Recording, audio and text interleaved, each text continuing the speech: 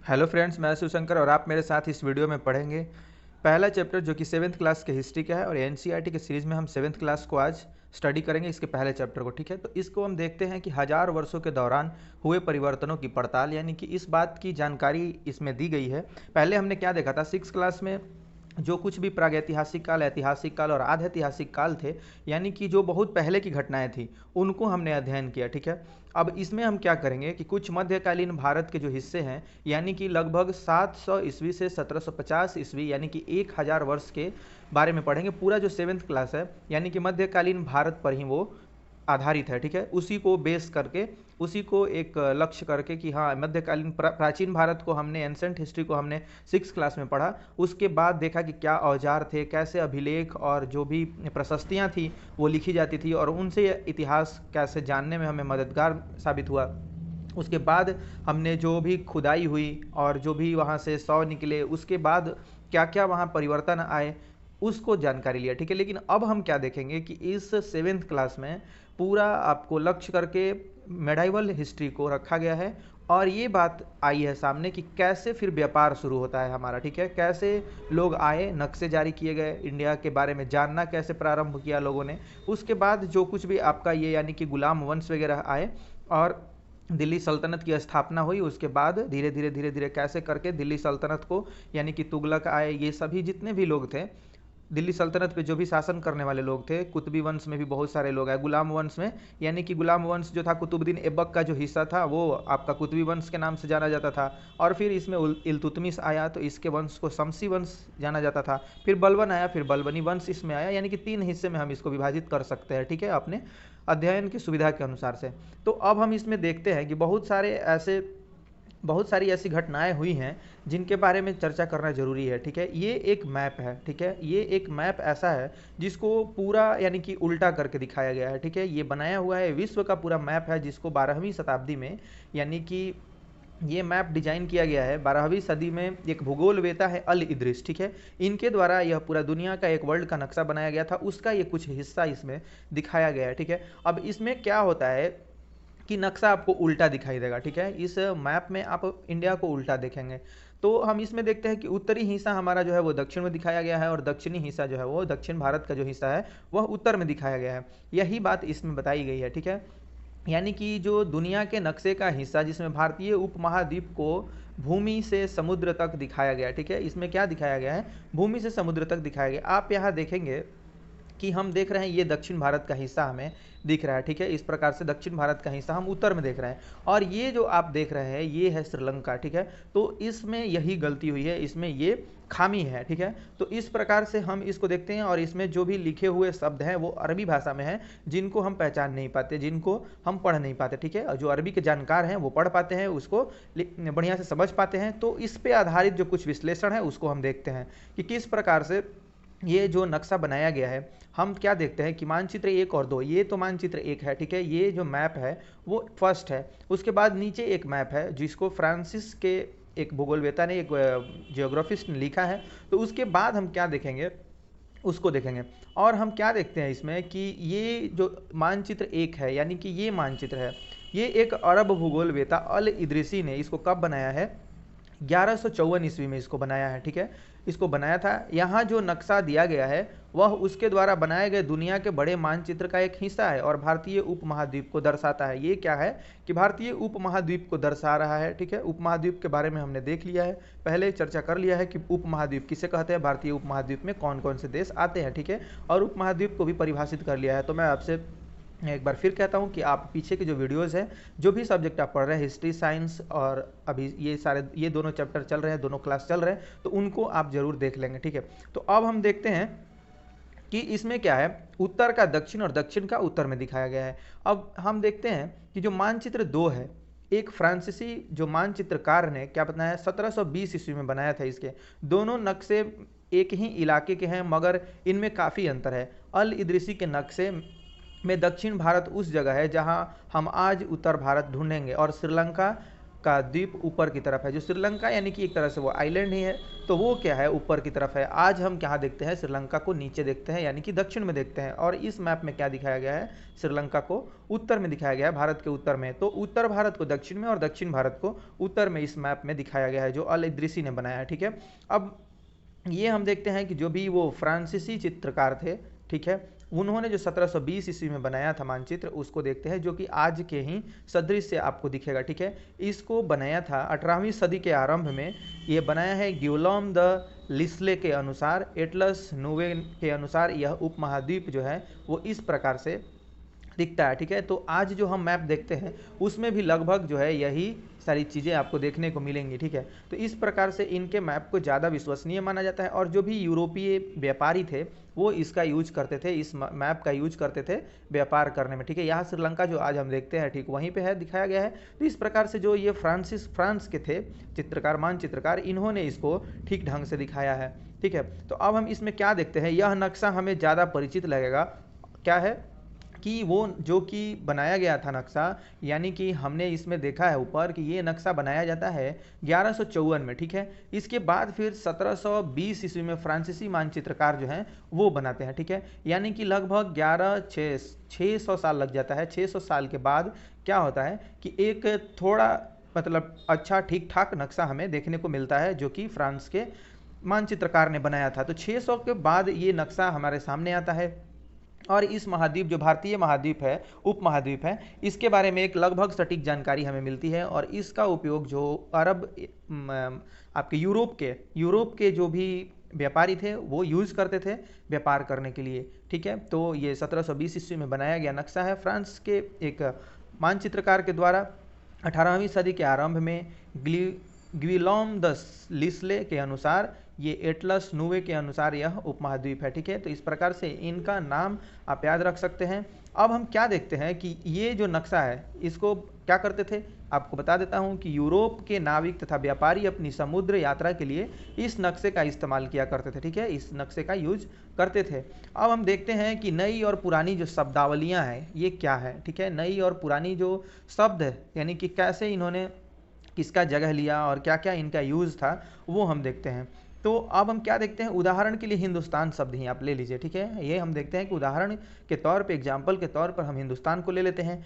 आज हम इसे आधुनिक राष्ट्र भारत के अर्थ में लेते हैं। ठीक है, अब 13वीं सदी में जब फारसी के इतिहासकार मिनहाज ए सिराज ने हिंदुस्तान शब्द का प्रयोग किया था, तो इसका आशय क्या था, पंजाब, हरियाणा, गंगा यमुना के बीच में स्थित इलाकों से था। ठीक है, मतलब इन्होंने जिस ये मिनहाज सिराज लिखा गया है, तो वो क्या है कि उसमें जब इस चीज़ का वर्णन किया गया है, ठीक है, तो इसमें वर्णन किया गया है पूरा आज का जो हम हिंदुस्तान देखते हैं उसका वर्णन नहीं करके, उसका वर्णन सिर्फ और सिर्फ इस हिंदुस्तान से किया गया था उस समय के। वो उनका आशय क्या था, उनका आशय स्पष्ट करना यह था, उस क्षेत्र को स्पष्ट करना था जिसमें पंजाब, हरियाणा और गंगा यमुना के बीच में जो क्षेत्र स्थित थे उनसे था। ठीक है, अब हम क्या देखते हैं कि उसने इस शब्द का राजनीतिक अर्थ में उन इलाकों के लिए इस्तेमाल किया जो दिल्ली के सुल्तानों के अधिकार क्षेत्र में आते थे। ठीक है, यानी कि जो दिल्ली के सुल्तान थे उसके अधिकार क्षेत्र में जो भी क्षेत्र आते थे उसको इसने सूचित किया इस नाम से।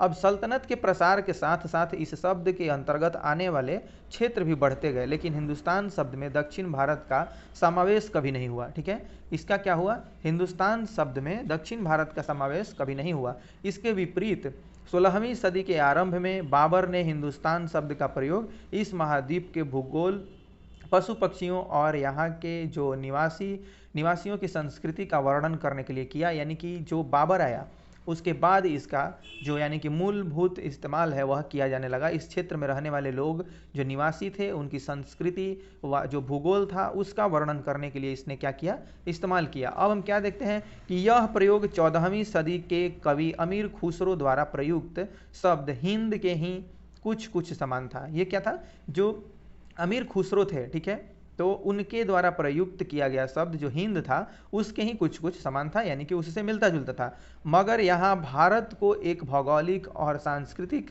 सत्व के रूप में पहचाना जा रहा था।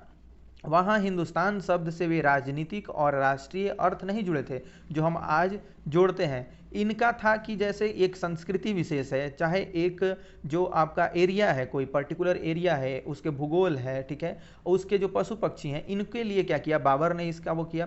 और जो अमीर खुसरो, जो हिंद शब्द का, जिन्होंने 14वीं सदी के लगभग ये कवि हैं, और इनको क्या किया गया, इन्होंने क्या किया कि हिंद के समान इसका उपयोग किया जाने लगा। फिर इसमें देखते हैं हम कि भारत को एक भौगोलिक और सांस्कृतिक सत्व के रूप में यानी कि पहचाना जा रहा था।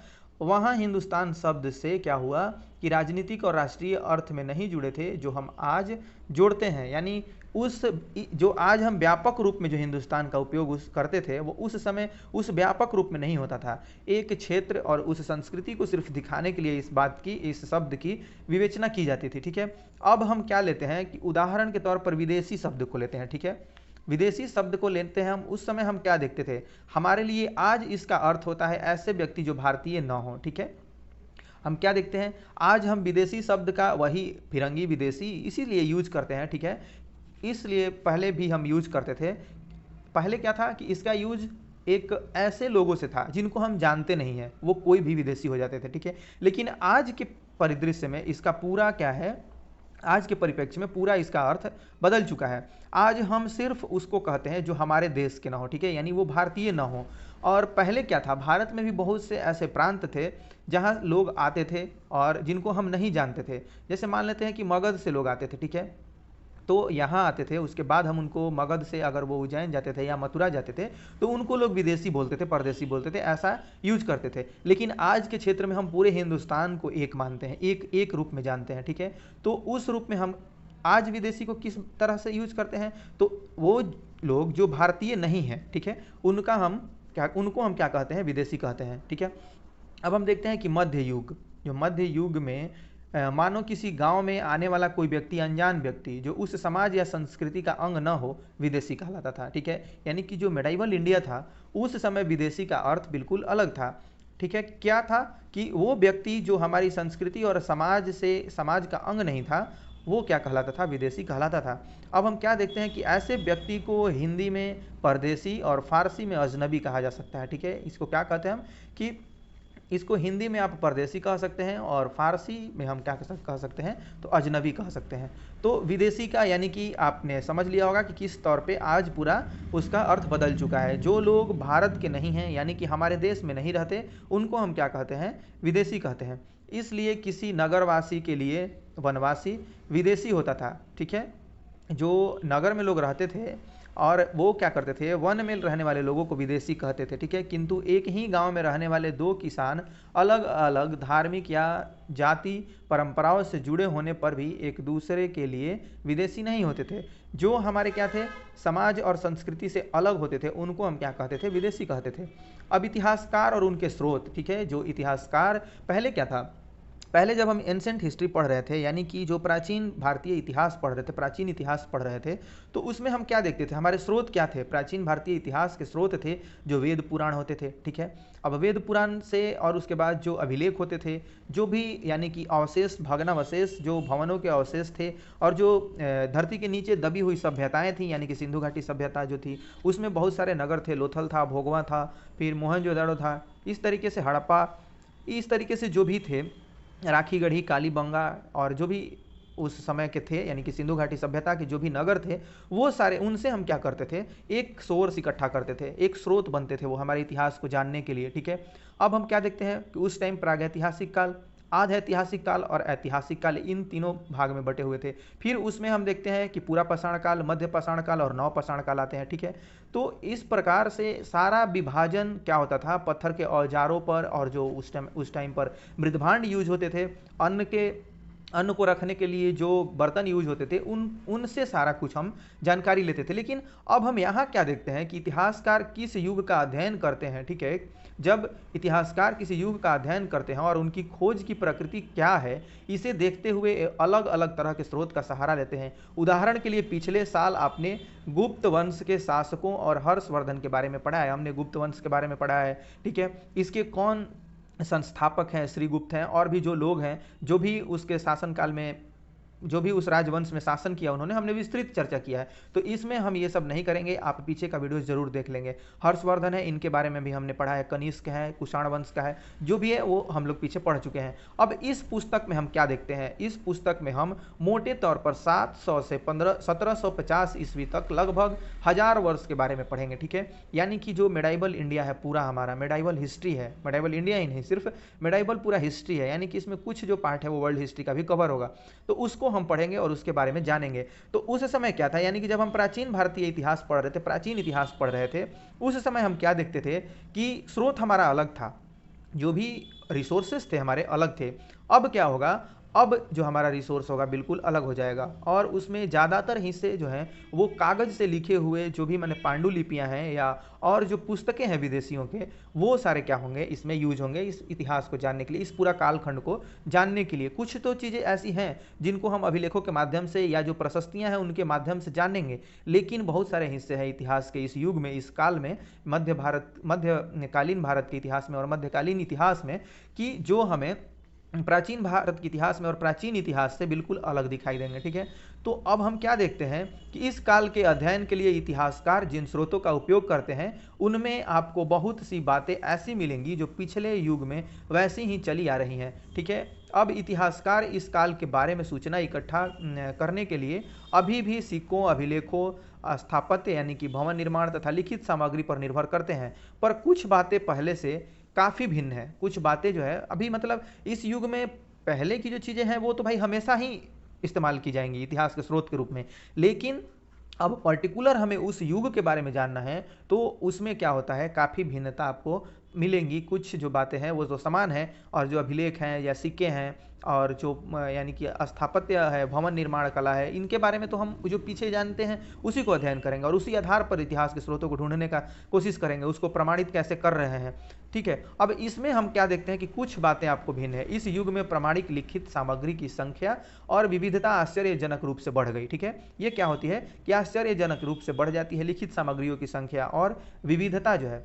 तो हम क्या देखते हैं कि जो, यानी कि हम इतिहास को जब तीन भागों में बांटते हैं, यानी कि प्राग ऐतिहासिक काल, आद ऐतिहासिक काल और ऐतिहासिक काल, तो उसमें हम क्या देखते हैं, यानी कि प्राग ऐतिहासिक काल वह खंड है, वह इतिहास का वह कालखंड है जिसमें क्या होता है कि कोई लिखित सामग्री हमें नहीं मिलती है, किसी भी लिखित सामग्री का हम यूज नहीं करते हैं उसको जानने के लिए, यानी कि जो कुछ भी चीज़ें हैं वो हमें मिलती हैं, यानी कि औजार का हम अवलोकन करते हैं और जो भी वहाँ का रहन सहन था उसका हम पता लगाते हैं, कैसे लोग खाते थे, कैसे क्या करते थे। और फिर आता है आध ऐतिहासिक काल, ठीक है। तो आध ऐतिहासिक काल में हम क्या करते हैं कि उसमें इतिहास का वह हिस्सा होता है, वह हिस्सा शामिल होता है जिसमें लिखित सामग्रियां तो हैं, ठीक है। आद ऐतिहासिक काल में लिखित सामग्रियां कुछ तो हैं, लेकिन उस समय क्या लिखी गई हैं, उसका किस परिप्रेक्ष्य में उसका यूज किया गया है, उस वर्ड का, उस लिपि का, वो हम पढ़ नहीं सकते हैं, ठीक है। यानी कि लिखित सामग्रियां हैं, कुछ हैं, लेकिन हम उनको पढ़ नहीं सकते, वो उनके बारे में जान नहीं सकते, वो क्या है, आध ऐतिहासिक काल है। लेकिन ऐतिहासिक काल यानी कि जो अभी हम मध्यकालीन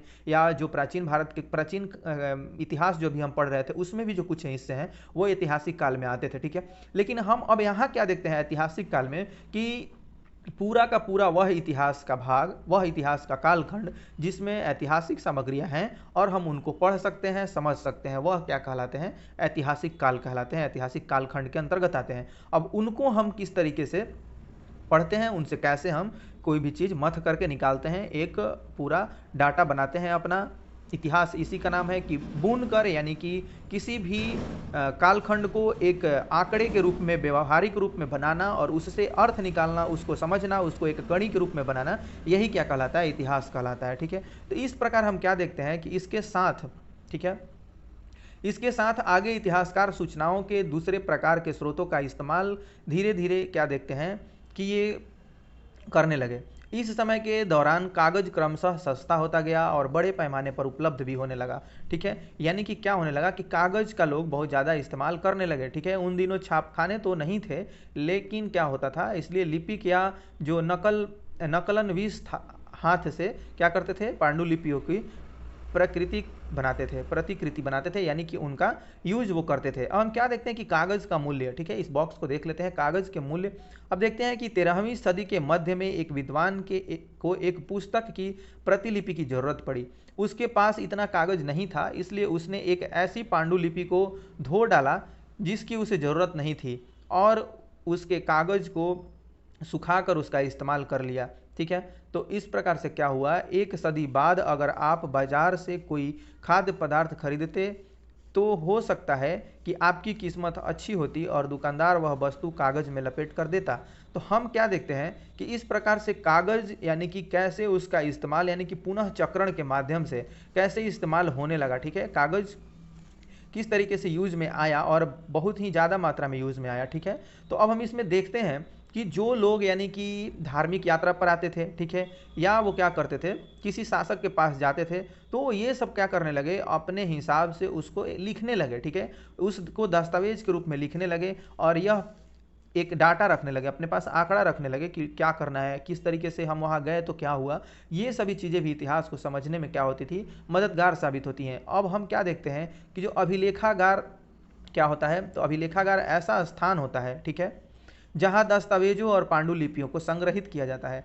आज सभी राष्ट्रीय और राज्य सरकारों के अभिलेखागार होते हैं जहां वे अपने तमाम पुराने सरकारी अभिलेख और लेन देन के ब्यौरे का रिकॉर्ड रखते हैं। ठीक है, क्या करते हैं, ये ब्यौरे का रिकॉर्ड रखते हैं।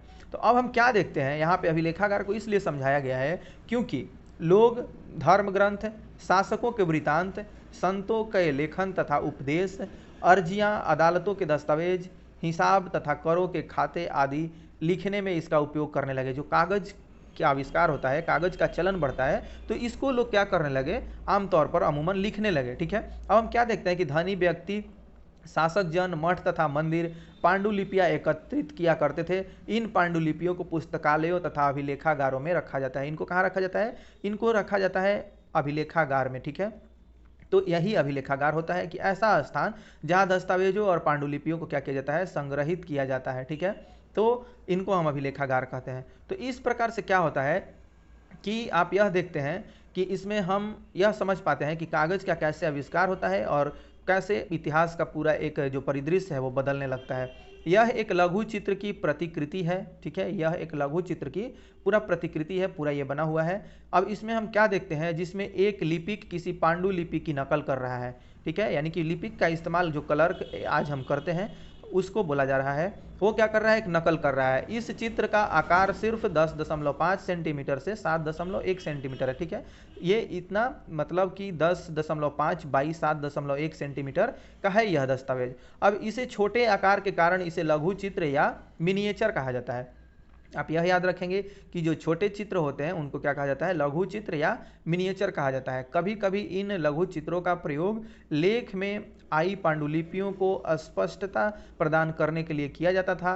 ठीक है, ये इतने सुंदर होते थे कि आगे चलकर संग्रहकर्ता अक्सर इन चित्रों को पांडुलिपियों से अलग करके बेचने लगे थे। ठीक है, हम यह देखते हैं कि लोग इस प्रकार से इसको बेचने लगे थे। अब हम क्या देखते हैं कि जो कुछ भी आपने कागज के बारे में देखा, ठीक है, कागज का कैसे होता है, फिर लिखावट की विभिन्न प्रकार की शैलियों के कारण फारसी और अरबी पढ़ने में कठिनाई हो सकती है। ठीक है, तो ये क्या करते थे कि बहुत सारे पहले के दस्तावेज थे और कागज का चलन बढ़ा, तो क्या करने लगे लोग कि उसका अनुवाद कर करके अपनी भाषाओं में जो ग्रंथ हैं या जो उस देश में जहाँ पे गए हैं वहाँ से कुछ किताबें लाए हैं, तो उसको क्या करते थे, ये अपने भाषा में लिखने लगे थे, अपने यहाँ ला करके। ठीक है, तो अब हम क्या देखते हैं कि नस्तलीक लिपि। ठीक है, नस्तलीक लिपि क्या है, बाईं ओर, ठीक है, में स्वर्ण वर्ण वर्ण जोड़कर धारा प्रवाह रूप से लिखे जाते हैं। क्या है ये, देखते हैं हम कि लिखावट के भिन्न प्रकार की शैलियों के कारण फारसी और अरबी पढ़ने में कठिनाई हो सकती है। ठीक है, फारसी और अरबी पढ़ने में क्या हो सकती है, कठिनाई हो सकती है। नस्तलीक लिपि यानी कि बाईं ओर में वर्ण जोड़कर धारा प्रवाह रूप से लिखे जाते हैं। ये जो नस्तलीक लिपि हैं इस तरीके से लिखी जाती हैं। फारसी अरबी के जानकारों के लिए इस लिपि को पढ़ना आसान होता है। जो फारसी और अरबी के जानकार हैं वो इस लिपि को पढ़ सकते हैं। ठीक है, तो अब हम क्या देखते हैं कि एक है सिक्त लिपि। ठीक है, सिकस्त लिपि एक तरह से बोल सकते हैं इसको आप। ये दाईं ओर से अधिक सघन, संक्षिप्त और कठिन है। तो ये सभी चीज़ें आप जरूर एक नोट डाउन कर लेंगे, नोट कर लेंगे। अब हम देखते हैं कि कई बार लेखक स्वयं भी समय समय पर अपने मूल्य अपने मूल वृतांत में संशोधन करते रहते थे। ठीक है, क्या करते थे? वो संशोधन करते रहते थे। 14वीं सदी के इतिहासकार जियाउद्दीन बर्नी ने अपना वृतांत पहली बार 1356 में और दूसरी बार इसके 2 वर्ष बाद लिखा था। यानी कि क्या करते थे, पहले क्या था, लिखना ज़्यादा कठिन था। अब क्या है कि कागज़ का चलन हो गया था, तो ये लोग अपने हिसाब से उसको क्या करते थे, बदलते रहते थे। और उसमें लगता था इनको कि कुछ संशोधन करना चाहिए, तो उसमें संशोधन करते रहते थे। ठीक है, तो इस तरह से हम देखते हैं कि जियाउद्दीन वर्नी है वो अपना वृतांत लिखते हैं। ठीक है, उसको लिखते हैं 1356 ईस्वी में। फिर उनके दिमाग में, उनके मस्तिष्क में कुछ और बातें आई होंगी, तो इसको क्या किया उन्होंने, 2 वर्ष बाद फिर से लिखना मतलब शुरू किया। यानी कि 1356 में लिखा है तो 1358 में उन्होंने लिखा। अब दोनों में अंतर है, लेकिन 1971 तक इतिहासकारों को पहली बार वाले यात्रा वृतांत की जानकारी नहीं थी। ये क्या है कि इन्होंने 2 लिखा यात्रा वृतांत, और इन दोनों में अंतर है। लेकिन क्या है, ये देखते हैं कि 1971 तक इतिहासकार जो है, यानी कि क्या करते थे इतिहासकार, जो अभी अभी लेखागार में जो पांडुलिपियाँ पढ़ी हैं उनको पढ़ते हैं। ठीक है, और जो भी अरबी फारसी इन सब के जानकार हैं और नहीं भी जानकार होते हैं, तो इतिहासकार, इतिहास में उनको रुचि है, वो क्या करते हैं, उस भाषा को सीखते हैं। बहुत सारे इतिहासकार होते हैं जो बहुत सारे भाषाओं के ज्ञाता होते हैं। ठीक है, तो वो क्या करते हैं, उसकी भाषा को सीखते हैं और उससे पूरा, यानी कि उनकी यात्रा वृतांत को पढ़ते हैं, जो पूरे उस समय के वेद पुराण हैं, जो भी उस समय के धार्मिक ग्रंथ हैं उनको पढ़ते हैं, जो यानी कि विदेशियों के द्वारा लिखे गए हैं उनको पढ़ते हैं, तो उससे उनको जानकारी मिलती है। अब यहाँ पे ये देखा जा रहा है कि जो इतिहासकार हैं उनको 1971 तक इस बात की जानकारी नहीं थी कि जो जियाउद्दीन वर्नी हैं उन्होंने मतलब 2 यात्रा वृतांत लिखी है। ठीक है, यानी कि पहली के बारे में इनको जानकारी नहीं थी, दूसरी के बारे में तो ये जानते थे, लेकिन पहली के बारे में ये नहीं जानते थे। यह पुस्तकालयों के विशाल संग्रहों में कहीं दबी पड़ी थी ये। ठीक है, ये कहीं दबा पड़ा था, इसके बारे में इनको जानकारी नहीं चल रही थी, नहीं पता चल रहा था।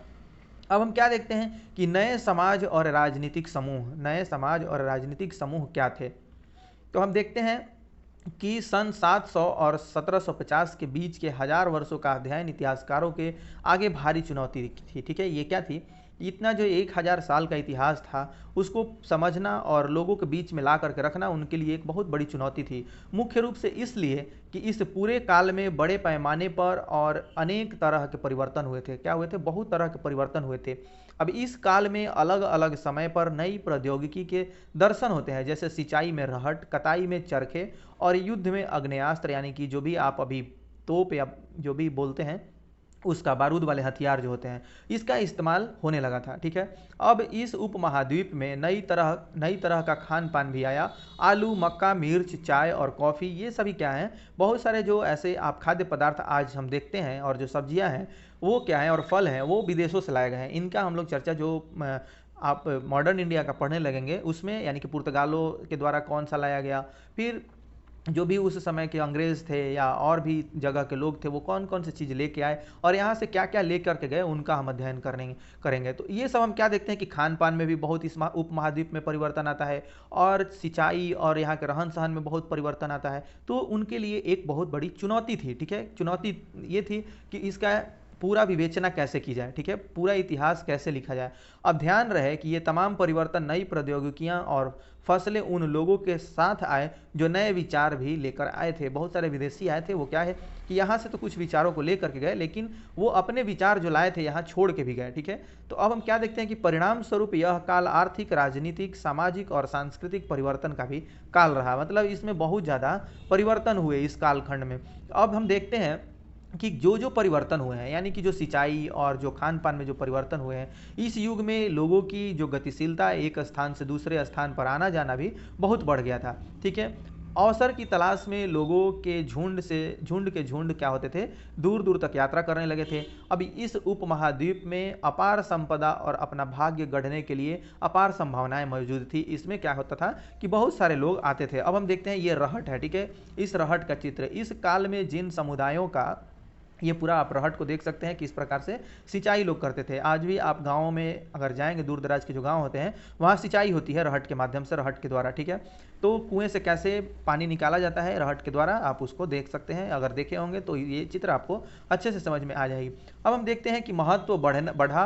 अब उनमें क्या हुआ, उनमें से एक समुदाय था राजपूत। ठीक है, जिसका नाम हम क्या लेते हैं, जिसका नाम राजपुत्र अर्थात राजा का पुत्र से निकला है। 18वीं 18वीं से 14वीं सदी के बीच यह नाम आमतौर पर योद्धाओं के उस समूह के लिए प्रयुक्त होता था जो क्षत्रिय वर्ण के होने का दावा करते थे। ठीक है, ये क्या होता था, इनका प्रयोग इस शब्द के लिए होता था।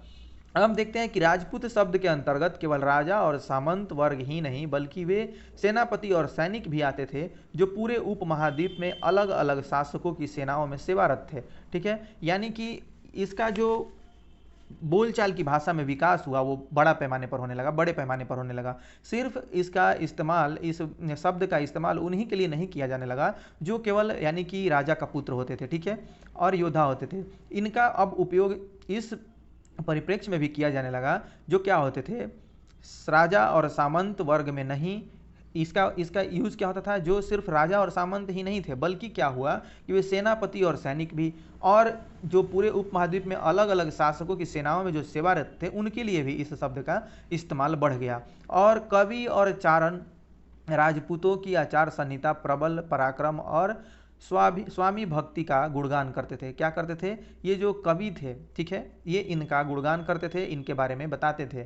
ठीक है, अब इस युग में राजनीतिक दृष्टि से महत्व हासिल करने के अवसर का लाभ मराठा, सिख, जाट, अहोम तथा कायस्थ यानी कि मुख्य लिपिक और मुंशियों का कार्य करने वाली जाति किसको बोलते थे, कायस्थ को बोलते थे, आदि समूहों ने उठाया, इन लोगों ने उठाया। ठीक है, किन किन लोगों ने उठाया, तो जो मराठा थे, सिख थे, मराठा, सिख, जाट, अहोम, कायस्थ जो कि लिपिक वर्ग में आते थे और वो उनकी एक विशेष जाति थी जो मुंशी वगैरह का काम करती थी। इन्होंने क्या किया, इस अवसर का लाभ उठाया। ठीक है, इस पूरे काल के दौरान क्रमशः जंगलों की कटाई हो रही थी और खेती का इलाका बढ़ता जा रहा था। कुछ क्षेत्रों में यह परिवर्तन अन्य क्षेत्रों की अपेक्षा अधिक तेजी से और पूरे तौर पर हुआ। ठीक है, अब पर्यावास क्या है, ऊपर हम देखेंगे कि पर्यावास किसको बोलते हैं। तो पर्यावास हम बोलते हैं, इसका तात्पर्य किसी भी क्षेत्र के पर्यावरण और वहाँ के रहने वालों की सामाजिक और आर्थिक जीवन शैली से है। ठीक है, यहाँ पर इस पर्यावास का अर्थ होता है कि किसी भी क्षेत्र के पर्यावरण और वहाँ के रहने वालों की जो सामाजिक और आर्थिक जीवन शैली है उससे है। ठीक है, तो हम क्या देखते हैं कि पर्यावास में परिवर्तन के कारण कई वनवासियों को मजबूर होकर अपना स्थान छोड़ना पड़ा। ठीक है, वो क्या हुए भाई, मजबूर हुए और वो अपना स्थान छोड़ दिए, क्योंकि क्या होता था कि लोग जंगलों की कटाई करने लगे थे, उसको कृषि के लायक बनाने लगे थे। अब कुछ और वनवासी जमीन की जुताई करने लगे और कृषक बन गए। ठीक है, कुछ जो है वो कृषक बन गए। कृषकों के ये नए समूह क्षेत्रीय बाजार और मुखियाओं, पुजारियों, मठों और मंदिरों में क्या हुआ, मंदिरों से प्रभावित होने लगे। ये बड़े और जटिल समाज के अंग बन गए। ये क्या हुआ, इनका एक बड़ा समाज बन गया। उन्हें कर चुकाने पड़ते थे और स्थानीय मालिक वर्ग को बेगारी करनी पड़ती थी। ठीक है, उनके यहाँ ये बेगारी करने के लिए जाते थे, यानी मजदूरी करने के लिए जाते थे। अब परिणाम स्वरूप किसानों के बीच आर्थिक और सामाजिक अंतर उभरने लगे। इस काल में ही ये सारी चीज़ें देखने को मिलती हैं। ठीक है, तो सामाजिक अंतर और जो यानी कि अमीरी, गरीबी और ऊंच नीच, ये सभी चीज़ें जो पहले व्याप्त थी वो और ज़्यादा होने लगी इस काल में। ठीक है, क्षेत्र और साम्राज्य क्या है, इसको देखते हैं। क्षेत्र और साम्राज्य यानी कि एक जो कोई क्षेत्र है, पर्टिकुलर क्षेत्र है, एरिया है। अब वो क्या है, साम्राज्य हमने पहले भी पढ़ा है, जो प्राचीन भारत का प्राचीन इतिहास हम लोग पढ़ रहे थे, उसमें जनपद, महाजनपद ऐसे हम पढ़ रहे थे। ठीक है, सम्राट होते थे, राजा होते थे। तो इस प्रकार से साम्राज्य जो है वो आज भी यानी कि ये मध्यकालीन इतिहास में भी हमें देखने को मिलता है। और ये क्या हुआ कि दिल्ली सल्तनत यानी कि गुलाम वंश, इस प्रकार से ये सारे लोग क्या करने लगे, जो इनका शासन आया, यानी कि इनका कब शासन आया, जो गुलाम वंश था, दिल्ली के सुल्तान गयासुद्दीन बलबन, यानी कि ये जो आप देखते हैं गुलाम वंश, कुतुबी वंश इसके अंतर्गत आता है, जिसकी गुलाम वंश की स्थापना यानी कि कहें तो कुतुबुद्दीन ऐबक ने की थी। ठीक है, ये 1206 से 1210 ईस्वी तक शासक रहा था।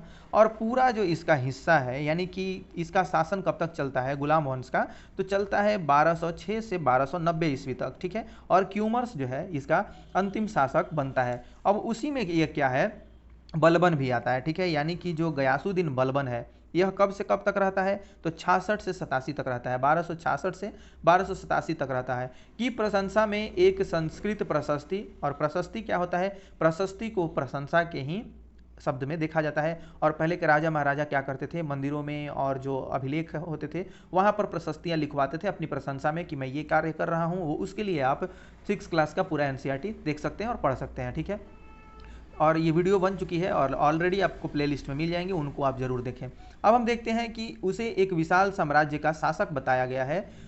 इस तरह से क्या होने लगा कि बड़े बड़े साम्राज्य बनने लगे, बड़े बड़े क्षेत्र क्या हुए, साम्राज्य में परिवर्तित होने लगे। ठीक है, अब हम क्या देखते हैं कि उसे एक विशाल साम्राज्य का शासक बताया गया है, जो पूर्व में बंगाल से लेकर पश्चिम में अफगानिस्तान के गजनी, ठीक है, यानी कि गजन तक फैला हुआ था। अब और उसमें संपूर्ण दक्षिण भारत भी आ जाता था। उसमें क्या हुआ कि ये माने दक्षिण भारत, द्रविड़, वो भी आ जाता था। अब गौड़, आंध्र, केरल, कर्नाटक, महाराष्ट्र, गुजरात आदि भिन्न भिन्न क्षेत्रों के लोग उसकी सेनाओं के आगे क्या करने लगे, सेनाओं के आगे पलायन कर जाते थे, यानी कि हट जाते थे। इसको बहुत ज़्यादा शक्तिशाली करके यहाँ पे बताया गया है। अब इतिहासकार विजय अभियान के इन दावों को अतिशयोक्तिपूर्ण मानते हैं, माने इसको एक मिथ्या मानते हैं, अतिशयोक्तिपूर्ण मानते हैं। ठीक है, यानी कि ये नहीं हुआ है और ऐसा हुआ हुआ आप मानते हैं तो इसको क्या बोला जाता है, अतिशयोक्ति माना जाता है, यानी कि उनको एक कपोल कल्पित लगता है। ठीक है, वो जो इतिहासकार थे उनको कपोल कल्पित लगता है। अब हम यहाँ क्या देखते हैं कि मिस्र के शिहाबुद्दीन उमरी, ठीक है, मिस्र का जो शिहाबुद्दीन उमरी था उसके द्वारा ये पुस्तक रची गई है। उसके द्वारा रचित जो मसालिक अल अबसर फी, यानी कि ममालिक अल अमसर के अनुसार मोहम्मद तुगलक के राज्य काल में दिल्ली सल्तनत के अंतर्गत आने वाले प्रांत, यानी कि जो ये प्रांत थे वो किसके थे, तो यह थे मोहम्मद तुगलक, यानी कि जो तुगलक वंश का शासक था। ठीक है, तुगलक वंश का जो शासक था उसके अंतर्गत जो भी ये सभी राज्य आते थे उसको इसमें दिखाया गया है। ठीक है, अब इसमें कौन कौन से हैं, तो इसमें भाई इधर से आप देखेंगे कि सिविस्तान है, कच्छ है, और इस प्रकार से बहुत सारे कालानौर, लाहौर, समाना और ये सुरसती, फिर कुम्हराम, हांसी, ये इन सभी चीज़ों को इसमें दिखाया गया है, इन सभी राज्यों को दिखाया गया है। कड़ा है अवध, बिहार, लखनौती, फिर जाजनर, मालवा, गुजरात, देवगिरी, इनको इसमें दिखाया गया है। ठीक है, इस यानी कि ये पूरा एक विशाल साम्राज्य आपको इसमें देखने को मिल सकता है। अब हम देखते हैं कि जो तुगलक है, ठीक है, यानी कि मोहम्मद बिन तुगलक है। सबसे पहले तो तुगलक वंश आता है, वो उसकी नींव पड़ती है किसके द्वारा, तो गयासुद्दीन तुगलक के द्वारा। ठीक है, वह 1320 ईस्वी में। फिर उसके बाद मोहम्मद बिन तुगलक आता है, जिसके ये पूरे आपको सल्तनत को दिखाया गया है। ठीक है, मोहम्मद तुगलक के शासन में इतने सारे साम्राज्य, इतने सारे राज्य इसके अंतर्गत आते थे, ये बताया गया है। तो यह बनता है मोहम्मद बिन तुगलक 1325 ईस्वी में, और ये 1351 तक शासन करता है। उसके बाद फिरोज शाह तुगलक आता है, फिर गयासुद्दीन तुगलक, ये 2 आता है। ठीक है, फिर इसमें बहुत सारे और जो मोहम्मद शाह और ये अलाउद्दीन सिकंदरी, ये सब नसरुद्दीन जो महमूद शाह आते हैं। तो इस प्रकार से तुगलक का पूरा शासनकाल चलता है। ठीक है, तो अब इसमें क्या है कि बहुत सारे ऐसे साम्राज्य हैं जिनको दिखाया गया है, बहुत सारे ऐसे राज्य हैं जिनको इसके अंतर्गत दिखाया गया है। ठीक है, यानी कि एक आप देखते हैं तो इसमें सिविस्तान है। ठीक है, एक यहाँ है यानी कि सिविस्तान। आप ये अफगानिस्तान के जो हिस्से हैं उसको भी देखते हैं इसमें। ठीक है, अब 2 है, तो 2 है आपका उच्छ, 3 है मुल्तान, 3 में मुल्तान आता है, ये पाकिस्तान के जो हिस्से हैं उनको दिखाया गया है। तो यानी इसको बहुत बड़ा साम्राज्य के रूप में इसमें दिखाया गया है। ठीक है, तो इस प्रकार से जो भी चीज़ें हैं इनको ये क्या मानते हैं, एक कपोल कल्पित मानते हैं, एक अतिशयोक्ति मानते हैं। अब हम देखते हैं कि भाषा तथा क्षेत्र, ठीक है, जो भाषा और क्षेत्र 1718 में कवि अमीर खुसरो ने, माफ़ कीजिएगा 1318 में अमीर खुसरो ने इस बात पर गौर किया था कि इस देश के हर क्षेत्र की अलग अलग भाषा, यानी कि सिंधी, लाहौरी, कश्मीरी, द्वार समुद्री कर्नाटक में, तेलंगनी आंध्र प्रदेश में, गुजरी गुजरात में, और ये मौबारी तमिलनाडु में, गौड़ बंगाल में, अवधी पूर्वी उत्तर प्रदेश, और हिंदवी दिल्ली के जो आसपास के क्षेत्र हैं इसमें। अब अमीर खुसरो ने आगे बतलाया कि इन भाषाओं के विपरीत एक भाषा संस्कृत भी है, जो किसी विशेष क्षेत्र की भाषा नहीं है। यह एक प्राचीन भाषा है जिसे केवल ब्राह्मण जानते हैं, आम जनता नहीं जानती है इसको। ठीक है, आम जनता इसको नहीं जानती है। ये अमीर खुसरो का वर्णन है, अमीर खुसरो ने ये चीज़ें बताई हैं 1318 ईस्वी में। अब हम देखते हैं कि अमीर खुसरो द्वारा लिखित भाषाओं की एक सूची बनाइए। ये जो भाषा ऊपर दिए गए हैं उनको आपको एक सूची बनाना है, और एक सूची में उन भाषाओं के नाम बनाइए जो उनके द्वारा उल्लिखित क्षेत्रों में आज बोली जाती हैं। जो नाम एक से हैं उन्हें रेखांकित कीजिए, और जो नाम भिन्न हैं उनके चारों ओर घेरा खींचिए। ये तो आपसे करने के लिए बोला जा रहा है कि ऐसा आप करके देखें। तो वो क्या बताते हैं कि हर क्षेत्र में क्या है, अलग अलग तरह की भाषाएं बोली जाती थी। सिंधी, लाहौरी, कश्मीरी, द्वार समुद्री, ये सब दक्षिणी कर्नाटक में, ठीक है, द्वार समुद्री दक्षिणी कर्नाटक में। फिर हम क्या देखते हैं कि तेलंगानी ये आंध्र प्रदेश में, गुजरी गुजरात में, और मारवाड़ी तमिलनाडु में, गौड़ बंगाल में, अवधी पूर्वी उत्तर, आज भी ये सब चीज़ें, ये भाषाएं बोली जाती हैं। तो इनको आप विभिन्न तरीके से समझ सकते हैं, देख सकते हैं। अब हम क्या देखते हैं कि 700 तक, सन 700 तक कई क्षेत्रों के अपने अपने भौगोलिक आयाम तय हो चुके थे और उनकी अपनी भाषा तथा सांस्कृतिक विशेषताएं स्पष्ट हो गई थी। बहुत सारे ऐसे जो क्षेत्र थे उनमें क्या थी, ये सभी चीज़ें, यानी कि जो उनका भौगोलिक रूप था, स्वरूप था, वो विकास उसका हो चुका था और वो किस भाषा का उपयोग करते थे ये भी तय हो चुका था। उनका एक अलग तरीके से साम्राज्य हो चुका था। अब हम क्या देखते हैं कि और भी जो क्षेत्र हैं, ठीक है, ये क्षेत्र विशेष शासक राजवंशों से भी जुड़ गए थे। यानी कि बहुत सारे जो ऐसे क्षेत्र थे जो उनके राजवंश, यानी कि जो उनके राजा थे वो मिल चुके थे और उन पर शासन करने लगे थे।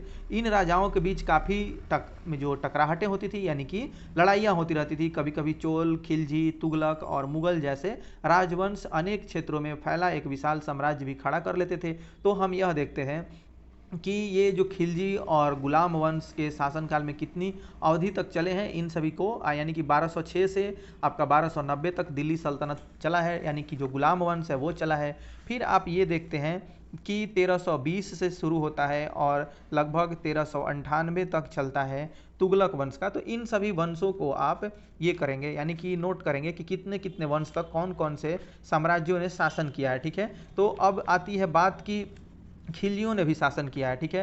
तो खिलजियों ने बहुत ज़्यादा दिन तक तो शासन नहीं किया है, इन्होंने किया है 96 से, यानी कि 1290 से किया है। 1290 यानी कि जब भी आपका ये गुलाम वंश का शासन समाप्त हो जाता है उसके बाद ये आ जाते हैं, ठीक है। और इनका शासन 1290 से चलता है और यह इनका शासन यानी कि 1326 तक चलता है, ठीक है। 1326 के आसपास तक ये करते हैं शासन, 1290 से 1326 तक, ठीक है। अब इसमें शासन चलता है, जलालुद्दीन फिरोज खिलजी इसका संस्थापक होता है। फिर अलाउद्दीन खिलजी आता है, शिहाबुद्दीन उमर आता है, शिहाबुद्दीन उमर, फिर कुतुबुद्दीन मुबारक शाह खिलजी आता है, नसरुद्दीन खुसरो खां आता है और नसरुद्दीन खुसरो खां के बाद इसका शासन लगभग समाप्त हो जाता है और फिर आ जाते हैं दूसरे शासक। तो इस प्रकार से आप विभिन्न जो राजवंश हैं उनके शासनकाल को, कितने साल तक वो शासन किए हैं, इसको जरूर देखते रहेंगे। अब हम क्या देखते हैं कि 18वीं सदी में जो मुगल वंश पतन के ढलान पर था, फलस्वरूप क्षेत्रीय राज्य फिर से उभरने लगे। यानी कि जब मुगल आए, यानी कि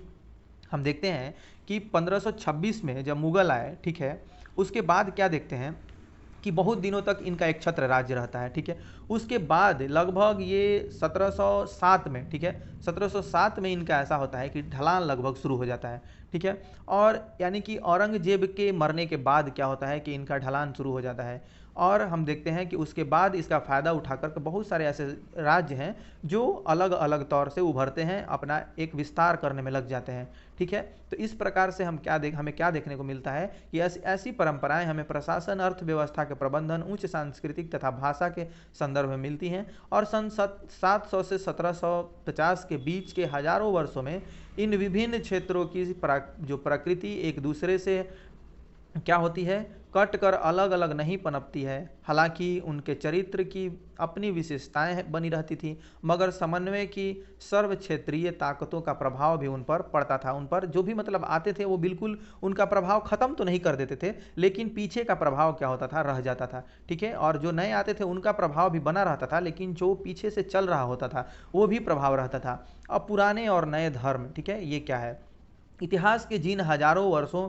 की पड़ताल हम कर रहे हैं, इनके दौरान धार्मिक परंपराओं में कई बड़े परिवर्तन आए। दैनिक तत्व में लोगों की आस्था कभी कभी क्या होती है, बिल्कुल ही वैयक्तिक स्तर पर होती थी, मगर आमतौर पर इस आस्था का स्वरूप सामूहिक होता था, ठीक है। यानी कि लोग व्यक्तिगत तौर पर किसी भी धर्म और किसी भी पंथ को तो मानते थे, लेकिन क्या होता था, इसके साथ साथ ये क्या होता था, सामूहिक भी होता था। आस्था का जो इनका स्वरूप था, यानी कि जो लोग मान्यता की बातें थी वह सामूहिक होती थी, ठीक है।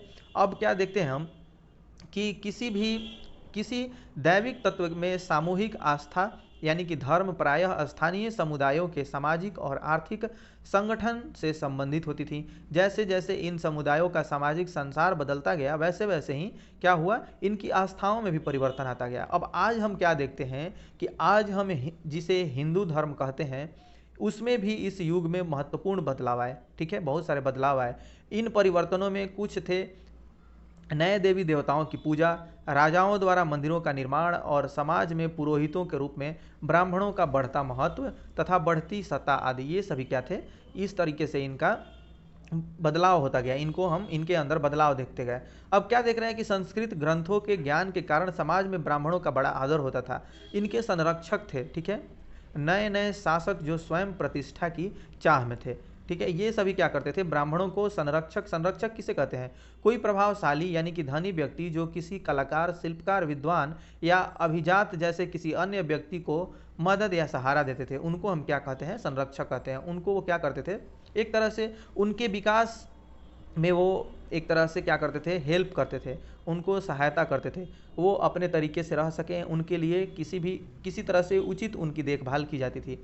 अब यही वह युग था। ठीक है, हम इस युग में और क्या बदलाव देखते हैं कि यही वह युग था जिसमें इस उपमहाद्वीप में नए नए धर्मों का भी आगमन होता है। ठीक है, यानी कि कुरान शरीफ का संदेश भारत में पहल 7वीं सदी में व्यापारियों और अप्रवासियों के जरिए पहुंचा है। ठीक है, यानी कि मुसलमान कुरान शरीफ को अपना धर्म ग्रंथ मानते हैं, केवल एक ईश्वर अल्लाह की सत्ता को स्वीकार करते हैं, जिसका प्रेम, करुणा और उदारता अपने में आस्था रखने वाले हर व्यक्ति को गले लगाता है, चाहे उस व्यक्ति की सामाजिक पृष्ठभूमि कुछ भी रही हो। ठीक है, इस प्रकार से हम देखते हैं कि ये लोग जो मतलब 7वीं सदी में आए तो अपने साथ कुरान शरीफ लेकर आए और वो क्या किए, इसका प्रचार प्रसार करने लगे। अब कई शासक इस्लाम और इसके विद्वान धर्मशास्त्रियों और न्याय शास्त्रियों अर्थात उलेमाओं का संरक्षण देते थे। अब हिंदू धर्म की ही भांति इस्लाम के अनुयायियों में भी क्या हुआ, अपने धर्म की अलग अलग तरह से व्याख्या करते थे। यानी कि जैसे ब्राह्मण थे वो हिंदू धर्म का व्याख्या करते थे और उनका क्या करते थे, प्रचार प्रसार करते थे,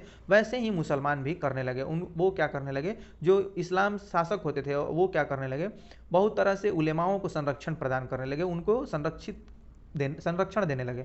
अब हम क्या देखते हैं कि मुसलमानों में कुछ शिया थे जो पैगंबर साहब के दामाद अली को मुसलमानों का विधि सम्मत नेता मानते थे, और कुछ जो थे वो सुन्नी थे जो खलीफाओं के प्रभुत्व को क्या करते थे, स्वीकार करते थे। इस्लाम के आरंभिक दौर में इस धर्म का नेतृत्व करने वाले खलीफा कहलाते थे। ठीक है, इस धर्म का नेतृत्व जो करते थे उनको हम क्या कहते हैं, खलीफा कहलाते थे वो, और आगे भी इसकी परंपरा चलती रही। इस्लामी न्याय सिद्धांत यानी कि विशेषकर भारत में हनफी और सफ़ी ऐसे सिद्धांत हैं कि विभिन्न परंपराओं में भी कई महत्वपूर्ण अंतर रहे हैं।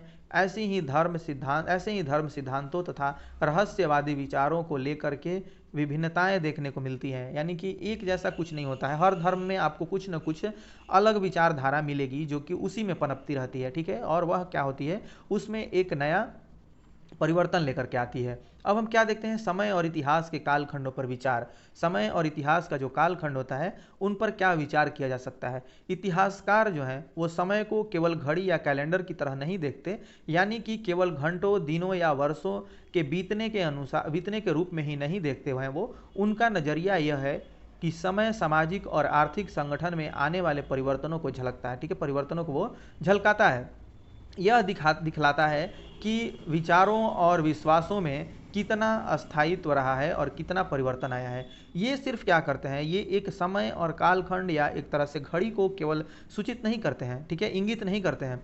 वो उस कालखंड में जो भी परिवर्तन आते हैं और जो भी पहले की चीज़ें थीं वो अस्थायित्व में रह जाती हैं, उनके बीच में जो भी अंतर इनको दिखता है वही ये आकलित करते हैं। यदि अतीत को समान विशेषता रखने वाले कुछ बड़े बड़े हिस्सों, युगों या कालों में बांट दिया जाए तो समय का अध्ययन कुछ आसान हो जाता है। बहुत सारे आप उसको कालखंड में बांट देंगे तो क्या होता है, उसका अध्ययन आसान हो जाता है। ठीक है, अब 19वीं सदी के मध्य में अंग्रेज इतिहासकारों ने भारत के इतिहास को 3 युगों में बांट दिया है, 3 युगों में बांटा था। ठीक है, वो क्या था, हिंदू, मुस्लिम और ब्रिटिश। ठीक है, तो यह विभाजन जो है वह इस विचार पर आधारित था कि शासकों का धर्म ही एकमात्र महत्वपूर्ण ऐतिहासिक परिवर्तन होता है और अर्थव्यवस्था, समाज और जो संस्कृति में और कोई भी महत्वपूर्ण बदलाव नहीं आता। इस दृष्टिकोण में इस उपमहाद्वीप की अपार विविधता की भी उपेक्षा हो जाती है, यानी कि ये एक सही ढंग नहीं है। ठीक है, इस प्रकार से धार्मिक आधार पर इस कालखंड को बांटना क्या है, यह इसके साथ न्यायपूर्ण व्यवहार नहीं है। ठीक है, तो यह क्या है, न्यायोचित नहीं है, इस प्रकार का विभाजन अच्छा नहीं है। अब इस काल विभाजन को आज बहुत कम इतिहासकार ही स्वीकार करते हैं। इसको ज़्यादातर लोग स्वीकार नहीं करेंगे, क्योंकि यह एक बहुत ही दकियानुसी और रूढ़िवादी सोच को दर्शाता है, जिसे स्वीकार नहीं ही करना चाहिए। अब अधिकतर इतिहासकार आर्थिक तथा सामाजिक कारकों के आधार पर ही अतीत के विभिन्न कालखंडों की विशेषताएं तय करते हैं। क्या करते हैं, जो आर्थिक तथा सामाजिक कारण है, फैक्टर है, उनके आधार पर क्या करते हैं, इसकी विशेषता तय करते हैं। अब पिछले साल आपने जो इतिहास पढ़े, यानी कि जो इतिहास आपने 6 क्लास में पढ़े हैं, उसमें प्राचीन समाजों के कई प्रकारों का समावेश था, जैसे कि शिकारी संग्राहक, प्रारंभिक दौर के जो कृषि कर्मी थे वो थे, शहरों और गांवों के निवासी और प्रारंभिक दौर के राज्य और साम्राज्य, इस प्रकार से ये बटे हुए थे। अब इस साल जो आप, यानी कि ये जो 7th क्लास का हम हिस्ट्री पढ़ रहे हैं, इसमें क्या देखते हैं कि आप जो इतिहास पढ़ेंगे उसमें क्या होगा, प्रायः मध्यकालीन इतिहास कहा जाता है। इसमें आपको कृषक, ठीक है, समाजों के विस्तार, क्षेत्रीय और जो साम्राज्यिक राज्यों के उदय, और कभी कभी तो ग्रामवासियों और नगरवासियों की कीमत पर जो प्रधान धर्मों के रूप में हिंदू धर्म, इस्लाम धर्म के विकास और यूरोप से व्यापारी कंपनियों के आगमन के बारे में क्या होता है, विस्तार रूप से हमें जानकारी मिलती है। तो इस प्रकार से जो कुछ भी हम पढ़ते हैं वो क्या है कि जो ये इतिहास आपने इसमें पढ़ा है या आप पढ़ेंगे, ठीक है, उसमें हम क्या देखेंगे कि 700 ईस्वी से जो इतिहास शुरू होता है, ठीक है, और वह चलता है 1750 तक, यानी कि जो 1000 साल का जो बदलाव होता है, ये पूरा एक तरह से ये साक्षी बनता है, उसका एक प्रमाण बनता है। आखिर 16वीं और 18वीं शताब्दियों जो शताब्दियां थीं, 8वीं और 11 शताब्दियों से काफ़ी भिन्न थीं, ठीक है, अलग थीं। इसलिए इस सारे काल को एक ऐतिहासिक इकाई के रूप में देखना समस्याओं से खाली नहीं है। यानी कि जब भी आप किसी कालखंड को पूरा एक दूसरे कालखंड से तुलना करते हैं, तो आपको क्या करना पड़ेगा, एक निष्पक्ष नज़रिया रख करके देखना पड़ता है।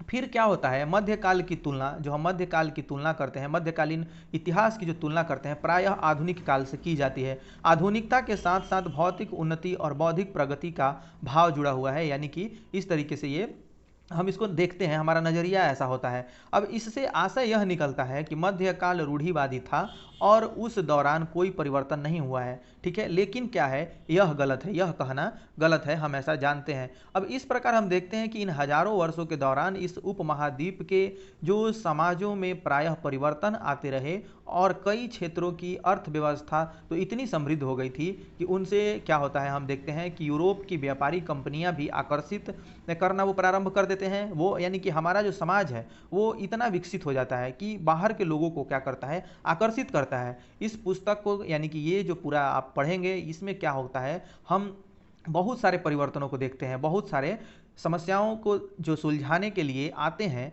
और जो कुछ भी समस्याएं हमारे पास होती हैं उसको हम क्या करते हैं, यानी कि सिर्फ और सिर्फ उसको सुलझाते नहीं हैं, उसको एक आधार मानकर उससे हम उबर करके आते हैं और एक सुदृढ़ साम्राज्य की स्थापना करते हैं। और उससे प्रभावित कौन होता है, उससे प्रभावित होते हैं बाहर के लोग, यानी कि जो यूरोप के हैं, जो उस समय क्या होते हैं, अपने आप को सबसे ज़्यादा विकसित मानते हैं, वो भी हमारी तरफ आकर्षित होते हैं और हमारी ओर आते हैं, हमसे व्यापार करना चाहते हैं, ठीक है। तो इस प्रकार से हमारा जो पूरा यह कालखंड रहेगा वह बहुत ही इंटरेस्टिंग रहेगा। और आज यानी कि ये जो वीडियो है, ये क्लास जो है यहीं पर समाप्त होता है। आपने बहुत ही एकाग्रता और न्यायोचित ढंग से इसको सुना है, देखा है और समझा है, तो आपको बहुत बहुत धन्यवाद। Thanks for watching this video. मिलते हैं नेक्स्ट वीडियो में।